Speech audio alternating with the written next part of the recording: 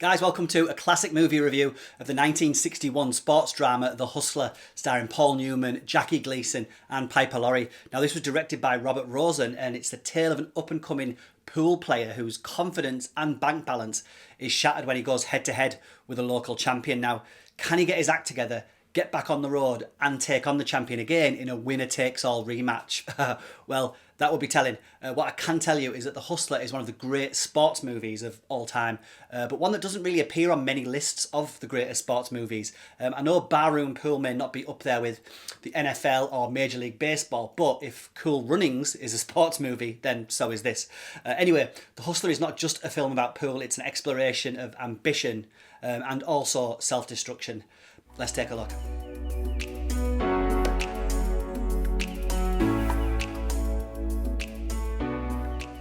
But you and I shoot a game of straight pool. $100?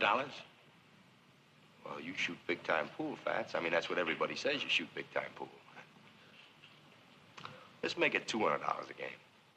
So, The Hustler is the story of Fast Eddie Felson, played by Paul Newman, who's a brash and arrogant young man with an exceptional talent for pool. His ambition is basically to become the best in the world. His journey begins in small-time pool halls where he hustles unsuspecting players to make a living. His cocky attitude and no-nonsense drive attracts the attention of one of the great pool players, Minnesota Fats, played by Jackie Gleason. A player so good, he makes Eddie question his own abilities and ambitions.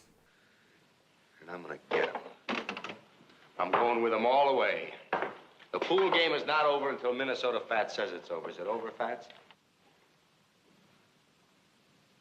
Now, Eddie's journey to confront Fats leads him into a series of confrontations, not only with pool champions, but also with himself. And along the way, he meets a tragic figure in the shape of Sarah, played by Piper Laurie, a damaged and vulnerable woman who he soon becomes involved with romantically and emotionally. As Eddie's arrogance and self-destructive tendencies take hold, he finds himself facing not only the physical and mental challenges of his craft, but the deeper questions of who he is and what and who he is willing to sacrifice to reach the top of his game. You wanted 10,000, you got 10,000. Oh, get with it, will you, Charlie? Get with what?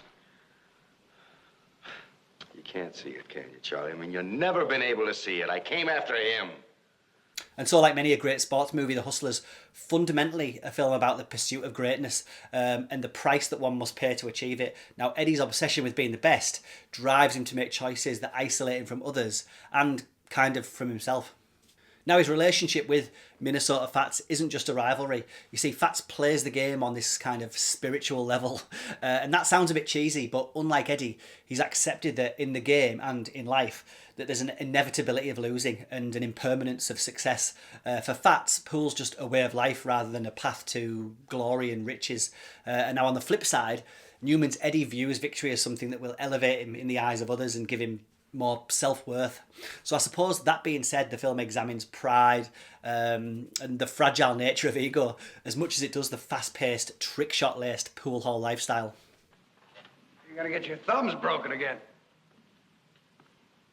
If I want them to, they're gonna break your right arm in 3 or 4 places. Better pay him, Eddie. Now, I think Paul Newman plays Eddie as a tragic figure here.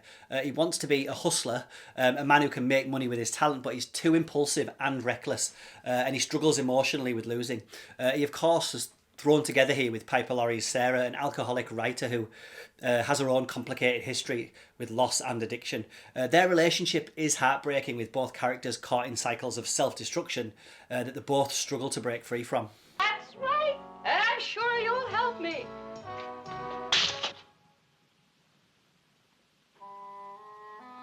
You waiting for me to cry?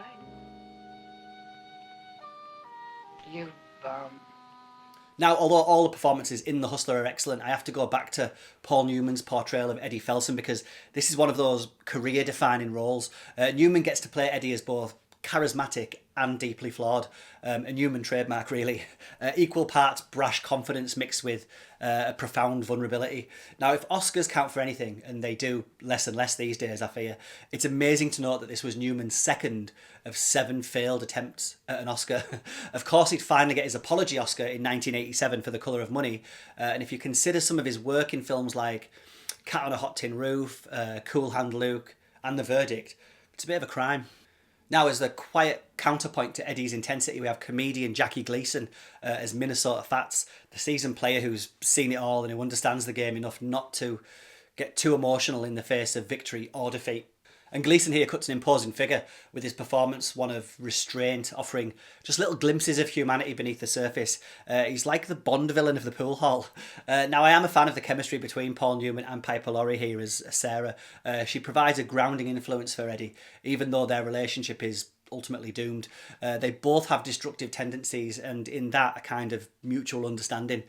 Despite her great work here, Laurie would disappear from the big screen, spending the next 15 years in television, and it was Brian De Palma's Carrie that would coax her back to the movie business in 1976. Now, of course, I can't talk about The Hustler without shouting out George C. Scott as Eddie's manager of sorts, a gambling pro who hires Eddie and slowly moves in between him and Sarah. It's one of the best indoor sports, feeling sorry for yourself. Sport enjoyed by all, especially the born losers. Thanks for the drink. Now, Robert Rossen's direction of The Hustler is sharp, and the film's pacing allows for just a gradual build-up of tension, especially during the iconic pool sequences, which are visually stunning considering that they take place in low-lit pool halls and don't have the grand stadium theatricality of some sports movies. Now, it's a slow burn movie in parts, calm when it needs to be, but interrupted by bursts of tabletop action. And the cinematography, handled by Eugene Shuftan, is all light and shadow. The film's almost like a smoky, moody film noir, with crooks replaced with gamblers and guns replaced with pool cues. Now, sometimes The Hustler isn't the easiest of watches. It's a pretty raw character study wrapped in the guise of a sports drama. You don't have to have a knowledge of or be a fan of pool, because the characters do all the heavy lifting with their mostly ill-judged motivations, keeping you hooked. So 25 years later, there was, of course, the 1986 sequel, The Colour of Money, directed by Martin Scorsese, and finding an ageing Eddie take on young protege Tom Cruise. Now, that's a solid movie, no doubt, but it doesn't have that fantastic monochrome despair that The Hustler does. But it gave Newman the Oscar that he should have won right here. Go check it out. Fat man, you shoot a great game of pool. So do you, Fast Eddie.